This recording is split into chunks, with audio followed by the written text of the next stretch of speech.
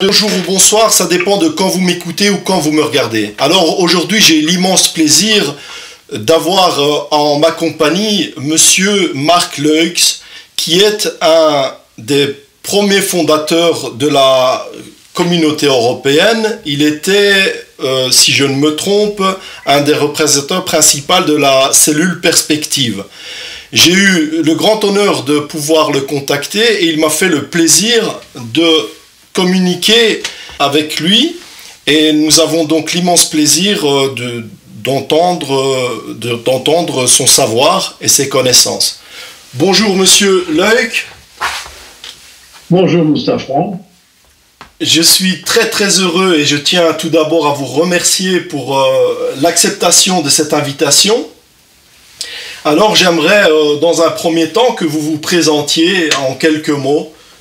Et je sais que ça a l'air, votre curriculum est assez chargé, mais j'aimerais que vous vous présentiez en quelques mots, s'il vous plaît. Alors moi, en quelques mots, j'ai eu 3 vies. J'ai d'abord étudié la philosophie, la théologie, après des études de mathématiques, et puis je suis devenu catholique pendant 12 ans, et puis je me suis marié. Et ce jour-là, j'ai perdu ma profession, je me suis retrouvé sur le trottoir. Et puis, j'ai cherché un nouveau boulot et j'ai fini par... je me suis retrouvé parmi les 12 conseillers de Jacques Delors, de nouveau une vie tout à fait passionnante. Et on a créé l'Europe en 5-6 ans avec Jacques Delors. Et c'était une Europe de centre-gauche, intéressée à la culture, au bassin méditerranéen, au dialogue des cultures, etc. Et je constate aujourd'hui, oui, alors en 99, de nouveau, je me suis retrouvé sur le trottoir parce qu'on m'a dit, tiens, votre contrat, c'est un contrat à durée déterminée, il se termine demain. Et je me suis retrouvé sur le trottoir, encore une fois. D'accord. Et puis, je me suis mis à écrire des livres et je fais des conférences pour le business. Quand c'est le business, il paye bien. Et quand c'est pour les ONG, il ne paye pas. C'est comme toujours. Voilà. Et j'écris des livres et pour le reste, je m'occupe de mon jardin, de mon épouse, de mes petits-enfants et voilà. Excellent. Alors moi... je vous connaissais un petit peu au niveau politique, j'avais déjà beaucoup entendu parler de vous, mais dernièrement, je suis tombé sur une vidéo sur YouTube, sur une émission Singer News. Et c'est là que j'ai entendu avec beaucoup de passion, j'ai écouté et j'ai bu vos paroles sur la notion du nouveau paradigme. Et je suis fort interloqué sur ce sujet-là, et je sais que vous êtes un des initiateurs principaux de ce nouveau paradigme, et j'aimerais que vous nous expliquiez un peu en quoi ça consiste exactement.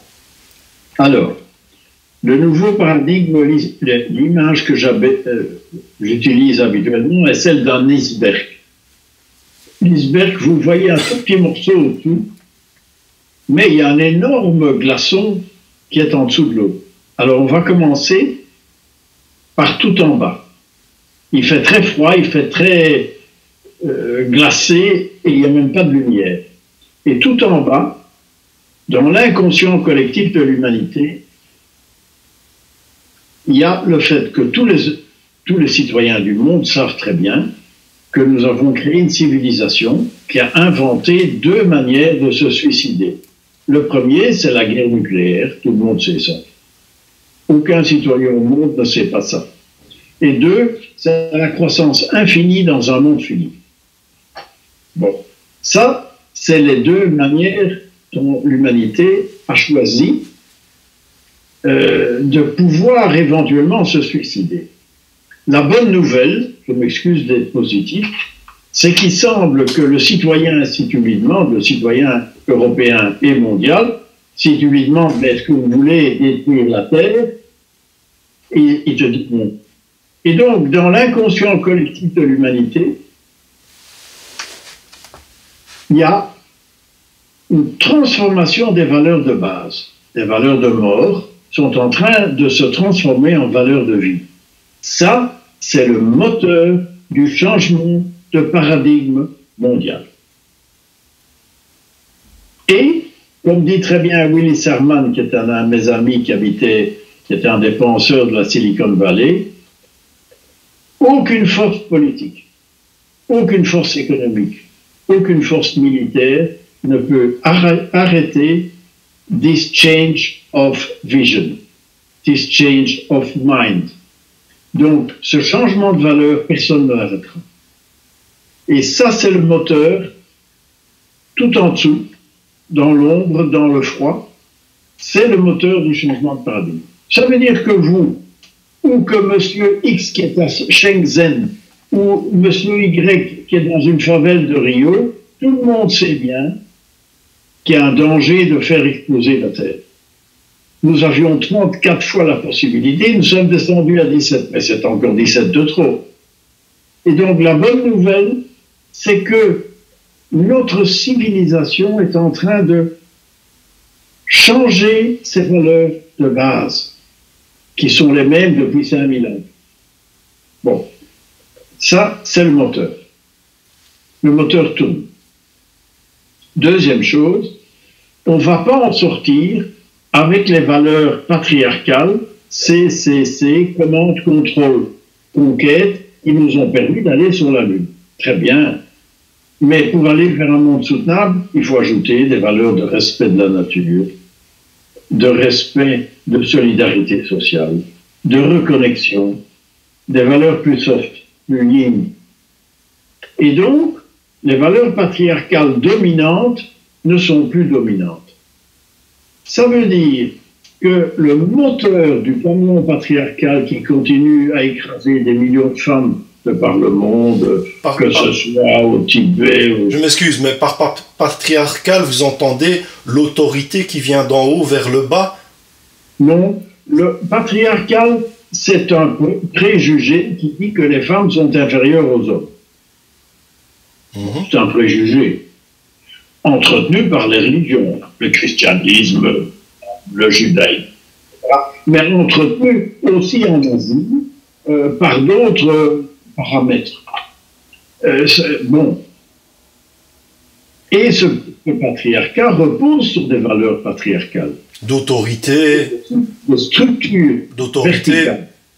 Oh, l'autorité. Vous entendez par patriarcal l'autorité?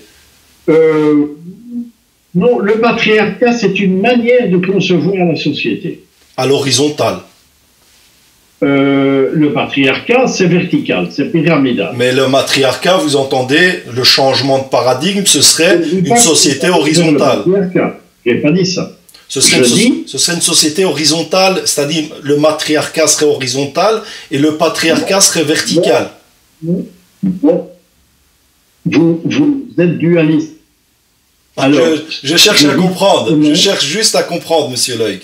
Mais oui, mais les valeurs de base du patriarcat sont en question. D'accord. Et donc, le camion continue. Mais si je vais en Antenne 2 demain matin, et que vous m'interviewez, et que je dis comment les femmes sont inférieures aux hommes, ça ne passe plus. Oui, c'est logique, oui. Ça ne passe plus.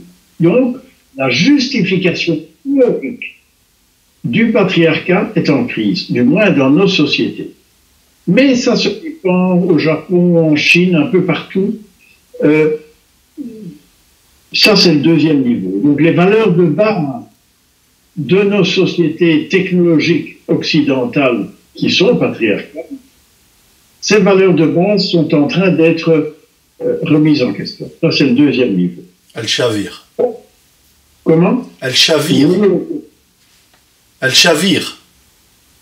Oui. Elle danse sur leur base. Elle danse sur leur base. Voilà. Bon, c'est pas une critique de personne, c'est simplement qu'on a besoin de nouvelles valeurs pour mettre en œuvre cette nouvelle civilisation. Et d'où le nouveau paradigme. Voilà. Le moteur du nouveau paradigme, c'est tout en bas. C'est le niveau 1. D'accord. Parce que l'humanité ne peut pas mourir. Mais les gens n'en ont pas, les gens, la population lambda n'en a pas conscience. Elle a juste conscience des effets. Il n'y a pas de débat, c'est en dessous de l'eau. D'accord. Mais la population ressent les effets. Elle en ressent les effets. Ressent, mais ce n'est pas expliqué. D'accord. Elle est dans une espèce d'amnésie. Et personne n'est. D'accord. Alors, troisième niveau, c'est toute notre manière de penser universitaire, analytique, cartésienne, rationnelle, mécanisme et mathématique.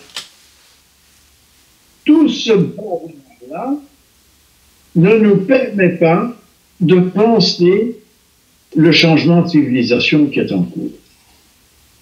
Et donc c'est grave, hein, c'est toute notre intellectuelle occidentale, pas l'approche orientale, mais l'approche occidentale qui se croit très intelligente, qui se croit très efficace, qui est en question. D'accord. Alors, on ne veut pas dire faire un tel, les gens incompétents, c'est qu'on dit, la manière, tu vois, depuis des cas, cogito ergo, je pense. Donc je suis. Ouais. Descartes. Descartes. Ce que tu as dit, c'est je suis dans l'être, donc je suis. Wow, le bouddhisme, l'hindouisme, toute la sagesse d'Asie. Bon, certains mystiques. Moi, je suis en contact avec le divin, donc je suis. Mais ça, c'est les mystiques. Dans l'islam, dans le judaïsme, dans le christianisme. Bon. Et donc, il y aurait un déficit de spiritualité au niveau européen. C'est ça, au niveau occidental. C'est un peu ça que vous êtes en train de dire. Je n'ai pas dit ça. D'accord. Ça, on pourrait en conclure. Je dis ça. D'accord. Au niveau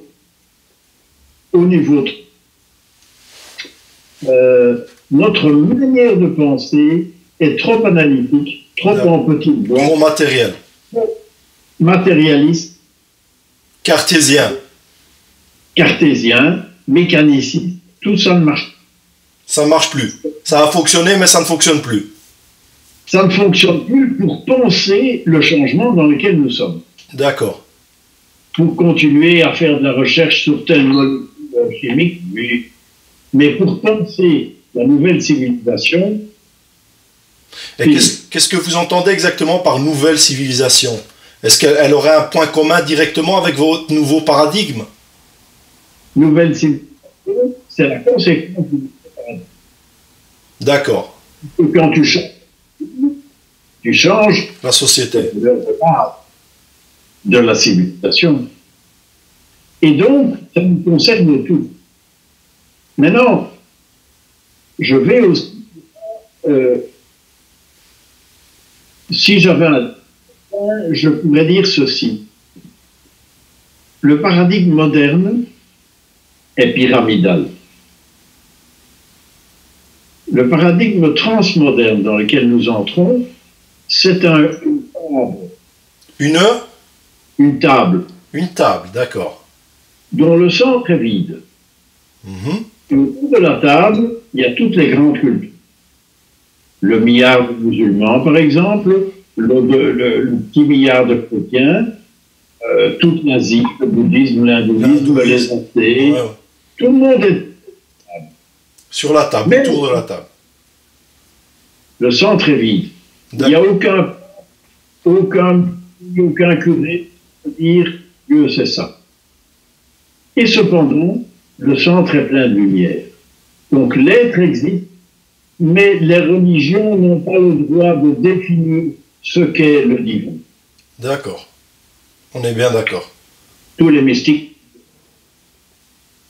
Et donc, le transmoderne est ouvert sur une lumière mystérieuse. Mais on ne peut pas la définir.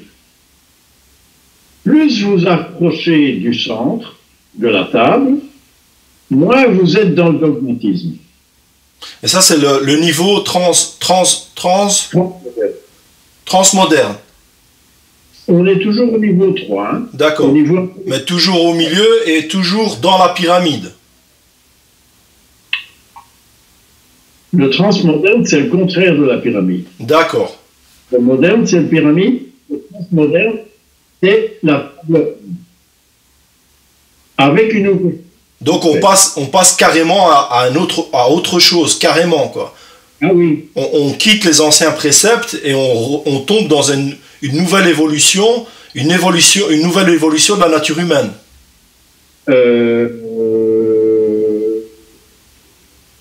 Ici, nous sommes au niveau 3, la manière de penser. D'accord. La manière de penser. Et donc, nos universités, probablement, demain, ne vont plus produire des spécialistes, mais des généralistes bien alignés. D'accord. Qui savent méditer. Ça, c'est intéressant. Qui savent rester cool. Et qui savent continuer toute leur vie. Parce que IBM me dit, moi, je suis engagé dans qui ont d'une université européenne, mais je suis très embêté parce que ces gens savent tout un peu comme ça. Et moi, j'ai besoin de gens qui sont des généralistes ouverts et qui puissent continuer leur vie. Et donc, ce que je fais, IBM, je leur nettoie le cerveau pendant 6 mois et puis je les reformate à la créativité, à l'ouverture, à la... Et je perds 1 an de salaire. Ah. Ça, c'est le concret d'aujourd'hui. Donc, en gros, pour pouvoir accéder à ce nouveau paradigme et qu'il existe, il faut absolument modifier le noyau éducationnel. C'est-à-dire qu'il faut modifier le mode de pensée des individus et des formateurs. C'est ça que vous êtes en train de me dire. C'est une des conséquences. Mais tout ça a été dans mon livre. D'accord. Bah, vous pouvez répéter parce que vous juste avancez un petit peu votre... répétez le nom de votre livre. Voilà. Mon s'appelle Surgissement d'un nouveau monde. Surgissement d'un nouveau monde. Surgissement d'un nouveau monde. Voilà, parce que bon, on n'a pas une très très bonne qualité avec... si on est sur Facebook, on n'a pas une très très bonne qualité. J'espère qu'on pourra se revoir et que je me déplacerai pour venir vous voir avec du bon matériel et vraiment écouter ce que vous avez à dire parce que c'est très très intéressant. Donc on était au stade 3. Au stade 3. Et donc, toujours ceci, sur mon site, à gauche, tout est gratuit. Donc, mon livre, mes articles, tout est gratuit. Si vous voulez acheter le livre en papier, là, il faut passer par Amazon et c'est payant. D'accord, je vais probablement mettre sur la vidéo un lien directement avec avec votre site. Et donc, on a la possibilité soit de l'avoir en PDF ou soit de l'avoir en format papier. Et je pense qu'il coûte 30 €, c'est ça, en format papier. Oui, mais en PDF, c'est gratuit. Et en PDF, c'est gratuit et on vous en remercie. Comme ça, beaucoup de personnes auront accès à votre savoir. Oui. Alors, il existe en italien, en anglais. D'accord. Il est traduit en italien et en anglais. D'accord. D'accord. Alors, maintenant, 4e niveau. 4e niveau, je vous raconte. Nous sommes en notre niveau 92. Et on nous demande de faire une étude sur l'économie en 2003. Alors, on a écrit un livre pendant 6 mois et nous disions, attention, nous sommes en train de l'ère industrielle. Il y a de l'industrie pour continuer, mais il y a pas des emplois. Donc, les emplois industriels vont descendre comme ça. Et nous entrons dans l'ère immatérielle où les emplois ne sont pas encore créés. Donc la jeune génération est ce qu'on appelle parce que le cul entre deux chaises. Ah bon, pour les nouvelles générations. Mais oui, parce que il y a plus de jobs industriels et les autres sont pas encore créés. C'est le cas de le dire. C'est pas facile. Oh, bien sûr que non. Alors, cette nouvelle économie immatérielle fonctionne tout à fait autrement. Ça aussi, j'explique, il y a 14 points, je ne vais pas vous les... Mais je vous explique 2-3 points. Le cœur de l'économie industrielle, c'est l'usine. Il fabrique des voitures. Pour acheter une usine, vous, chef d'entreprise, vous avez besoin de 30 euros. Vous les trouvez à la bourse. Et donc, dans l'ère industrielle, l'usine est l'outil de production avec le capital. Et donc, vous êtes un entrepreneur, vous êtes un capitaliste. Il n'y a rien à faire. Dans l'économie matérielle, il n'y a plus d'usine. Le capital est nécessaire pour acheter quelques computers et quelques modems, mais ce qui est travail, c'est la matière grise. La matière grise, toute la personne. Et donc, vous, chef d'entreprise, au lieu de faire tourner votre usine pour produire des voitures, vous devez faire que votre capital humain soit heureux, bien dans sa peau pour être créatif. It's a new job. Ah ouais. Et donc, c'est une révolution dans le management, ce que vous dites. Il faut révolutionner vraiment, même les managers principaux, il faut les révolutionner. Parce que c'est vraiment une autre approche. Hein. C'est une approche nouvelle. Mais c'est en train de se faire. Hein. Moi, je donne des conférences pour APM, Association pour le progrès du management. Et tout le monde vous dit est parfait. C'est ce que nous disons. Et merci pour l'éclairage, pour nous faire comprendre ce que nous sommes déjà en train de vivre. Exactement. Maintenant, un magasin, vous avez connu des conférences Auchan, Aldi, mais ils sont en même temps dans l'économie industrielle parce qu'ils ont des camions pour faire arriver des objets avant. Et d'autre part, ils sont aussi immatériels parce que pourquoi est-ce que votre femme va chez Aldi et pas chez Lidl? Ça, c'est pour des immatériels. D'accord. Et donc, si vous ne travaillez pas sur l'image de votre magasin, sur le brand, vous êtes foutu. C'est fini. Ah ben oui, les gens s'en vont. Et donc...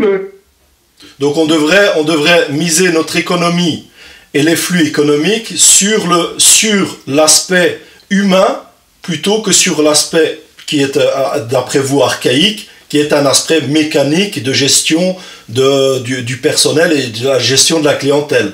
Donc il faut vraiment se centrer sur l'humain. Oui, vous avez bien raison. Mais si vous êtes un entrepreneur industriel, attention, centrez-vous sur la machine. Parce que elle doit fonctionner dans l'usine et arriver à être bien construite. Donc, le manager, on le connaît pas du tout, il est centré sur la machine, sur le matériel, et il a raison. Tiens, c'est que dans l'économie Facebook, par exemple, Facebook marche. Sur l'immatériel. Oui, il y a des films. Mais c'est de l'immatériel. C'est essentiellement une équipe créative. Exactement. Et donc, il faut respecter vos créateurs. Ils s'en vont. Ou bien ils sont. Alors, je n'ai pas dit que l'économie immatérielle spirituelle. Pas dit ça. Mais je dis que matériel, ça peut aussi avoir une interprétation spirituelle. D'accord. Et donc, ça peut, certains le font, très peu, devenir un véritable, non seulement un nouveau paradigme, mais un autre niveau de puissance économique. Spiritualiser le matérialisme, quoi. Oui, oui. Et puis, il faut bien distinguer entre religion et spiritualité. Oui, bien sûr. On peut être religieux, oui, bien sûr. on peut être un évêque catholique et ne pas être spirituel. Oui, j'ai bien compris. Et on peut être un athée et être très spirituel. Oui, exactement. Et j'en connais. Donc, alors, le dernier niveau, c'est le niveau politique. C'est le seul qui est bleu. Tout au-dessus. Et là, il y a un paradoxe. Quel est-il? C'est qu'on a l'impression que tout va mal. Et donc, le gap devient de plus en plus fort. Et en même temps, c'est que nous savons ce que faire. Nous avons en main les solutions. Pour l'agriculture, il faut évidemment arrêter de mettre de la chimie dans la terre. Bon, tout le monde comprend ça. Ah oui, pour l'éducation, il faut favoriser la créativité. C'est du bon sens populaire. Mais oui, mais tout le monde comprend dans quelle direction on va aller. Et on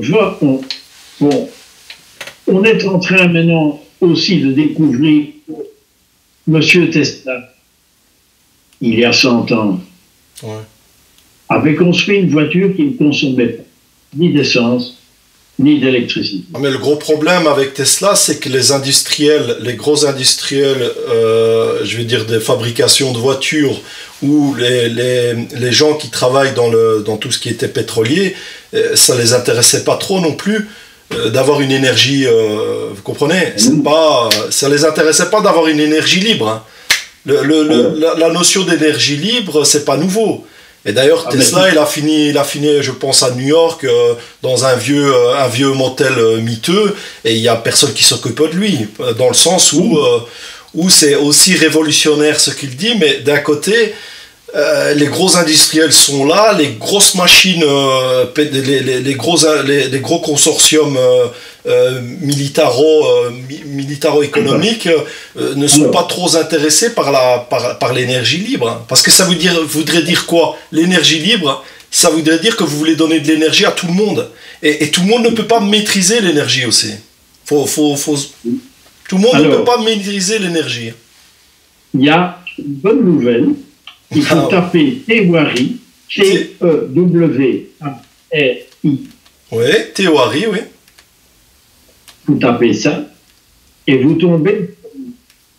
Donc le premier ministre de l'Inde a dit moi j'ai pas de charbon. C'est vrai. J'ai pas d'énergie. Et donc il a mis en œuvre un laboratoire qui est en train de créer la première à énergie. Ouais, il a mis pas mal de militaires autour, hein, pour protéger son acquis. Il a mis pas mal de militaires, on est bien d'accord. Oui, parce que l'ambassadeur des États-Unis, de l'Union européenne, etc., lui a dit « je peux de plus ». Bah ouais, c'est un peu... Ouais. Bon, les Américains aussi, les Russes aussi, tout le monde lui a dit, sauf les Chinois. Et donc, pour revenir à nos propos, donc pour vous, le nouveau paradigme, l'énergie libre serait un des paramètres importants pour le nouveau paradigme? Un des 15. D'accord. On va changer l'éducation, mais on va changer toute la géopolitique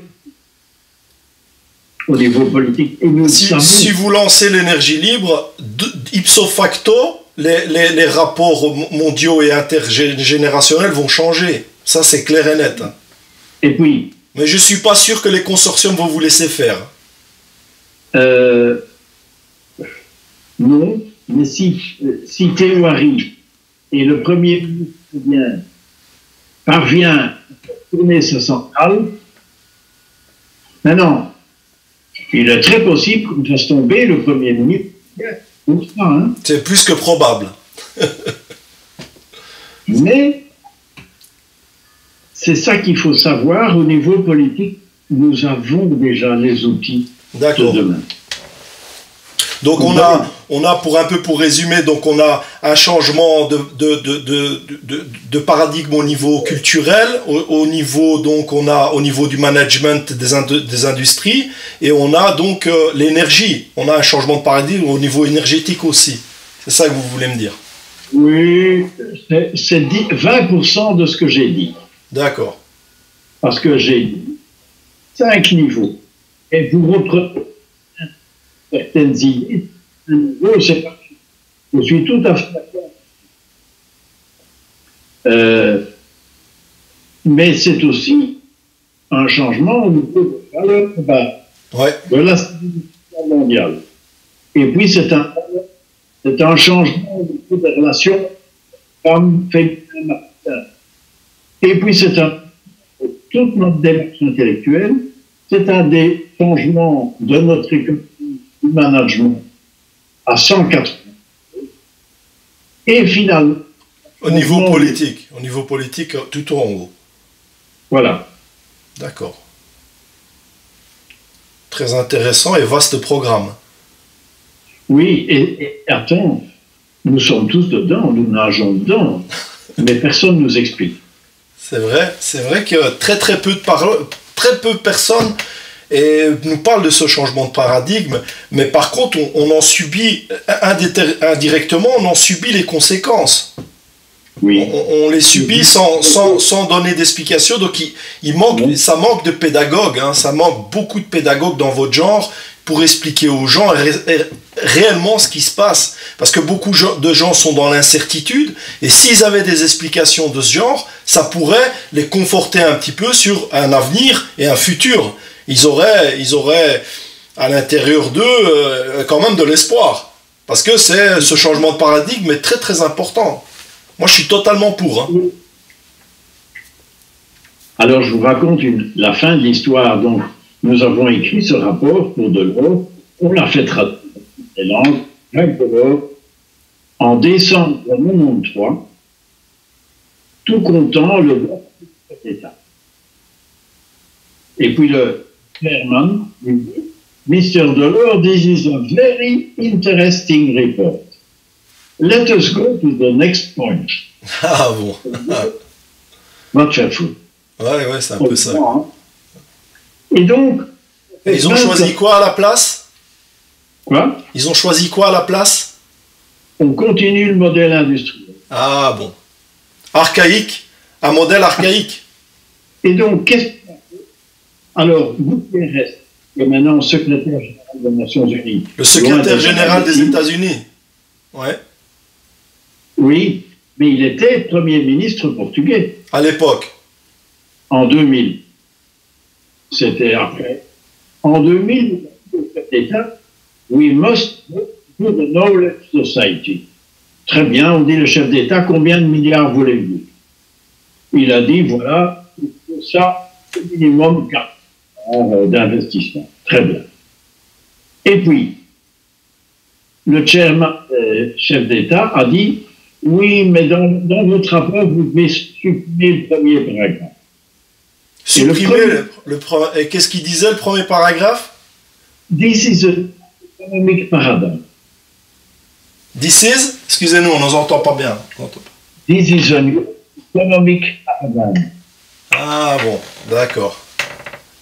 L'idée même, l'idée centrale de Gutiérrez, c'est de dire attention, c'est un nouveau paradigme. On lui a dit non. Et donc on a mis en œuvre la stratégie de Lisbonne dans les vieilles bouteilles industrielles. Ouais. Et ça n'a pas marché. Ça, c'est mon histoire. C'est essayer de faire de la Formule 1 avec une 2 chevaux, quoi. Oui, c'est ça. Mais oui, ça ne marche pas. Et il est temps d'expliquer ça aux gens. Mais quand mon livre est sorti, il n'y a personne qui en a parlé. Hein. Aucun journaliste. Alors, parce que c'est un peu révolutionnaire ce que vous dites aussi. Hein. Oui, et puis ils ne peuvent pas en parler. Alors certains jeunes disent à la rédaction d'écrire un article. Ouais, donc il y a une espèce de chape de plomb aussi sur vos perspectives, au fait, en gros. En gros, vous aviez raison sur vos perspectives, mais les consortiums restent dans leurs anciens paradigmes et ne veulent pas voir en réalité. Ils sont aveugles, en gros. On se comprend bien, oui. Ils sont aveuglés par leurs intérêts et leur cupidité. Ils préfèrent que les gens restent aveugles. Ah bon, oui. C'est plus facile pour eux, oui. C'est plus facile. Ah ben oui, oui, évidemment. Tu vois, si tu faisais 200 articles dans la presse européenne sur l'énergie libre, attends, mais dans tout le Parlement, il y aura une loi sur l'énergie libre. C'est ça qu'ils ne veulent pas. Oui. Enfin... Mais ça vient quand même. C'est ça qui est passionnant. Enfin, moi, l'énergie libre, comme je vous dis, je ne suis pas totalement d'accord avec l'énergie libre. L'énergie libre, elle doit quand même être dirigée par des États. Parce que la majorité de la population ne pourra pas la maîtriser, l'énergie. On peut faire, et ça peut être une arme à double tranchant. D'un côté, vous pouvez la donner à la population pour qu'elle puisse avoir de la lumière et pouvoir se chauffer, mais dans un autre sens, il y a des gens qui vont, à partir de cette énergie libre, probablement créer des choses qui seront sous aucun contrôle. Ça pose un problème aussi. Tu le donnes à n'importe quelle armée, énergie infinie. Voilà. Attends, moi... Et donc, c'est dangereux quand même. Hein. C'est dangereux, ça suppose une éthique mondiale. Une éthique et une éducation aussi, un éducationnel vraiment important, parce que là vous mettez vraiment le doigt où il faut. L'énergie, c'est ce qui fait fonctionner une société. L'énergie, c'est ce qui fait fonctionner les rapports humains. Et donc là, en parlant d'énergie libre, ça peut être une bonne idée, mais sous contrôle et comme vous dites, avec une éducation derrière. Parce que sinon, ça ne fonctionnera pas. Hein. Sinon, ça va être récupéré par certains individus qui sont tordus dans leur cerveau et qui vont nous faire des choses qui ne sont pas agréables pour notre société. C'est mon avis. Nous avons l'armée russe et l'armée américaine qui ont deux armes. Ouais, qui est le nucléaire. Et le art. Ils peuvent influencer le climat, ils peuvent influencer, par exemple, il y a un an, ont arrêté 2 sous-marins, 300 navires de la US Navy, en 5 minutes. D'accord. Oui, ça, c'est les armes du futur, ça. C'est clair que... Ah oui, les Américains n'ont rien su faire. Donc, tous les moteurs se sont arrêtés, tu te rends compte? Ouais. Mais là, on revient sur Tesla. Hein. Là, on revient sur Tesla qui a bien expliqué qu'on pouvait créer des armes avec ces ondes qui se trouvent entre le ciel et la terre. Hein. Tout à fait. Bon. Mais c'est très très intéressant en tout cas. Et quels sont en fait, ma question c'est quels sont vos outils à vous? Quels sont vos outils et organismes d'aide pour pouvoir faire avancer ce nouveau paradigme? Est-ce que vous avez des subsides? Est-ce qu'on vous aide? Est-ce qu'il y a est-ce que, notamment la communauté européenne, ou est-ce que les Américains peuvent vous aider sur ce... Surtout pas. Non. Si tu veux, ma conclusion, c'est que nous avons échoué. En essayant d'avertir le politique, nous avons échoué. Même Jacques Delors, quand même pas un petit peu. Ah, bien sûr que non, Jacques Delors, ouais, c'est le fondateur de la communauté européenne. Hein, Oui. Alors, il a raté. Il a raté, et ce que je veux, c'est que moi, je suis en contact avec des dizaines de groupes aux États-Unis, en Europe, qui, à partir de là-bas, font monter. De la base, vous voulez grimper, prendre de plus en plus de pouvoir pour pouvoir imposer ce nouveau paradigme. le citoyen le fait monter petit à petit. D'accord. Et vous me dites que les organismes, donc même en vendant le produit, même en parlant du produit de ce nouveau paradigme, donc les gens en fait qui sont au stade supérieur des pouvoirs ne comprennent pas cette notion-là. Ou bien ils le comprennent et n'en veulent pas, ou bien ils ne le comprennent pas. Oh, mais ils n'ont pas le choix, comme vous me dites, ils auront de toutes les manières pas le choix, puisque c'est une espèce de machine qui avance. Mais oui, il dit after me, après moi. Comme je me rappelle. Donc en gros, il n'y a pas de perspective, en gros. En gros, il manque de perspective. Ils sont braqués sur le passé. Ils sont braqués sur le passé. On ne peut pas avancer. Oui. On ne peut pas avancer dans ce cas-là. Et donc, ces types-là, ils sont braqués sur le passé. Ils savent très bien qu'ils n'ont pas de solution, mais ils s'accrochent jusqu'à leur fin. Donc en gros, ils vont vers le mur et ils ne s'en rendent pas compte, quoi. Ils ne veulent pas le voir. Oui, et l'humanité a dépassé. D'accord.